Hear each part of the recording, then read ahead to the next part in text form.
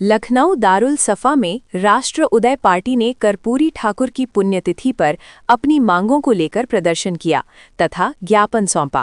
राष्ट्रीय अध्यक्ष बाबूराम पाल ने कहा, अगर हमारी मांगें पूरी नहीं हुई तो धरना प्रदर्शन और जोरदार करेंगे।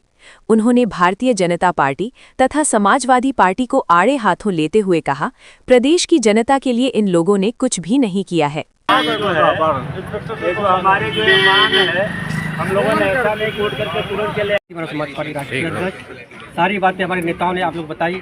अभी तो ये शुरुआत है कि सामाजिक न्याय समिति रिपोर्ट जो अति पिछड़ों का जो हक तमाम राजनीतिक पार्टी खा जा रही है, सिर्फ इन्हें राजनीति का सिर्फ बेवकूफ़ बनाया जा रहा है।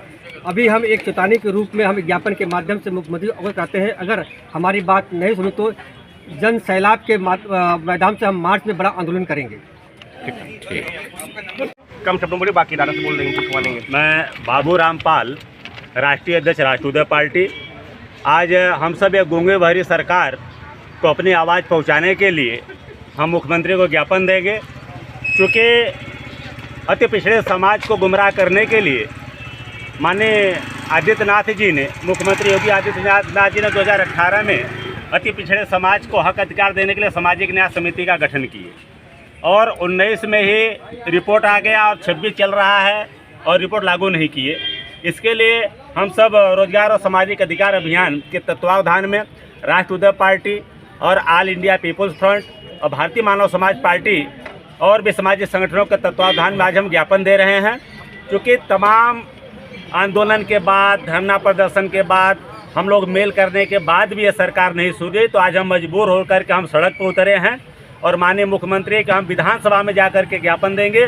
और हमारी प्रमुख मांग है कि अति पिछड़े चुनाव को हक अधिकार देने के लिए त्रिस्तरीय चुनाव में ओबीसी के आरक्षण में बंटवारा करें और त्रिस्तरीय चुनाव में ओबीसी समाज को ग्राम प्रधान और बीडीसी, जिला पंचायत सदस्य, ब्लॉक प्रमुख और चेयरमैन की सीटें आरक्षित करके अति पिछड़े समाज को भागीदारी दे।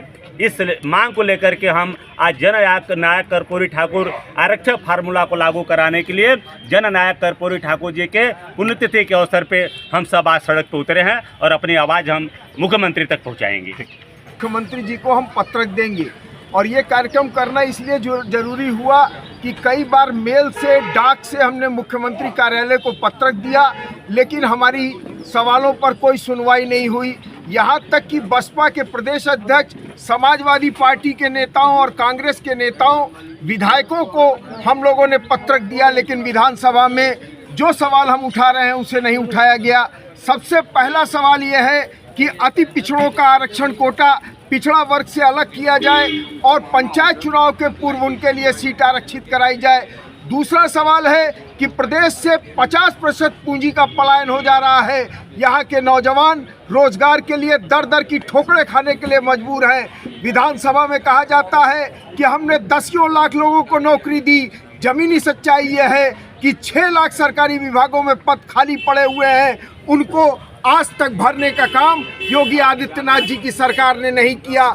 जो सरकारी पद थे उनको खत्म करके आउटसोर्स और ठेका प्रथा में डाल दिया गया है। माननीय मुख्यमंत्री जी ने कल विधानसभा में कहा, विधान परिषद में, कि हम आंगनवाड़ी आशाओं का मानदेय बढ़ाएंगे। पिछले 7 सालों से ये बात कही जा रही है, 1 रुपये मानदेय आज तक नहीं बढ़ाया गया। और एक बड़ा समाज, उत्तर प्रदेश का जो आदिवासी समाज है, जिसमें कोल जाति आती है, उसको अनुसूचित जनजाति का दर्जा डबल इंजन की सरकार होने के बावजूद नहीं मिला है। यह सवाल चूंकि विधानसभा में नहीं गूंज रहे हैं, इसलिए सड़क से हम इन सवालों को उठा रहे हैं।